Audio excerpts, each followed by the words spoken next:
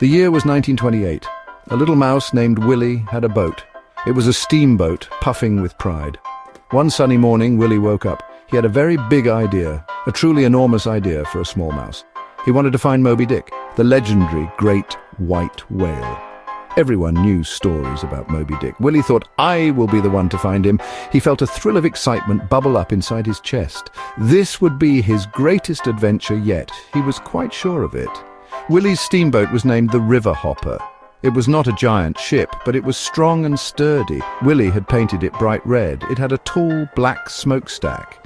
Black smoke puffed out in happy little clouds.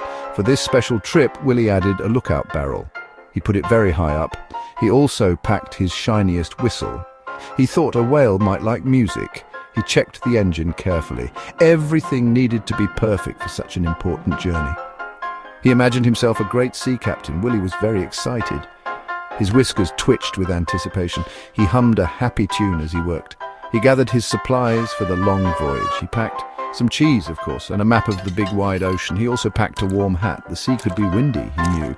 He felt so brave thinking about the adventure, but if he was honest, just a tiny bit nervous too. Moby Dick was a very, very big whale. Still, adventure called, and Willie was ready to answer with a toot of his whistle. Soon, the river hopper was ready. Willie stood proudly on the deck. His friends from the riverbank came to see him off. Minnie Mouse waved a handkerchief. Horace Horsecollar gave a loud cheer. Clarabelle Cow mooed her good luck wishes. Willie pulled the cord for his steam whistle. Toot, toot! The sound echoed across the water. With a final wave, Steamboat Willie steered his boat. He headed towards the vast, mysterious ocean. He was off to find Moby Dick. What an amazing day for an adventure. The river soon met the great, big ocean. The water turned a deep, dark blue. Willie had never seen so much water. It stretched out in every direction, as far as his little mouse eyes could see. The sun shone brightly on the waves. Salty spray tickled Willie's nose. The river hopper chugged along steadily. Puff, puff, puff went its smokestack. Willie felt small in the big ocean, but his heart was full of courage. He was a brave little captain on a grand quest. Days turned into sunny afternoons. Afternoons turned into starry nights. Willie steered his boat by the stars. He learned their shiny patterns. He saw dolphins leaping in the waves. They seemed to be smiling at him.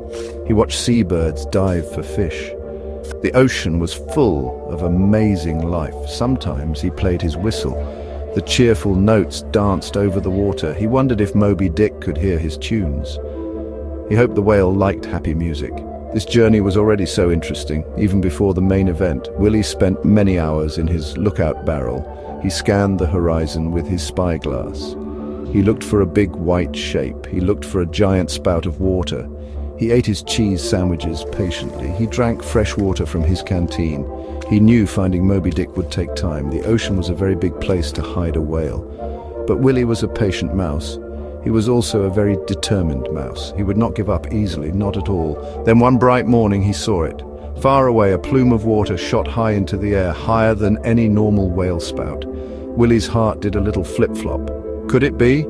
He steered the river hopper closer. His paws were a little shaky on the wheel. The shape in the water grew larger. It was long. It was white. It was enormous. There was no doubt about it. It was Moby Dick, the great white whale. Willie gulped, a mix of fear and excitement surging through him. Moby Dick was magnificent. He was bigger than Willie had ever imagined. His skin was the color of fresh snow. Old scars told stories of past adventures. He moved through the water with power and grace. He was not just big, he was smart. His eye, as big as Willie's whole head, seemed to watch Willie. It was a wise and ancient eye. Willie felt a shiver run down his spine. This was no ordinary whale. This was Moby Dick himself, a true legend of the deep blue sea. Willie remembered his plan. He was here to catch the whale. He had a very clever idea.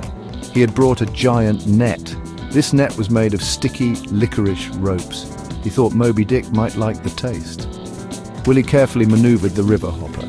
He tried to sail over the whale. He wanted to drop the licorice net, but Moby Dick was too quick. With a flick of his giant tail, he dived. The licorice net splashed into the empty water. Willie sighed. That plan did not work. Willie did not give up. He had another idea. He remembered his shiny whistle. Maybe Moby Dick likes music, he thought. Willie started to play his happiest tune. The notes floated across the waves. Moby Dick surfaced nearby. He seemed to be listening to the music. He even swayed a little, or so Willie imagined. Willie tried to steer closer, hoping to lead the whale, but Moby Dick was clever. He enjoyed the song from a safe distance. Then, with a friendly flick, he swam away, leaving Willie and his whistle. Willie felt a little frustrated. His clever plans were not working. He decided on one last, bold attempt. He had built a funny contraption. It involved a spring, a bucket, and a very large pie. The idea was to launch the pie. Perhaps it would surprise Moby Dick, but the machine was wobbly. As Willie launched the pie, the river hopper rocked. Willie lost his balance. Splash! He fell into the cool ocean water. He was a bit scared. The water was deep. Moby Dick was very close. Willie bobbed in the water. He saw Moby Dick swimming towards him. Oh dear, this was not good. Was the whale angry? But Moby Dick did not look angry. He looked curious. He swam gently around Willie. Then he did something surprising. He nudged Willie softly with his giant nose. He pushed Willie towards the river hopper. Willie grabbed onto his boat. Moby Dick had helped him. He was not a monster. He was a kind giant of the sea. Willie looked at the great whale with new eyes. Willie climbed back onto his steamboat. He was wet, but safe. He looked at his nets and his pie machine.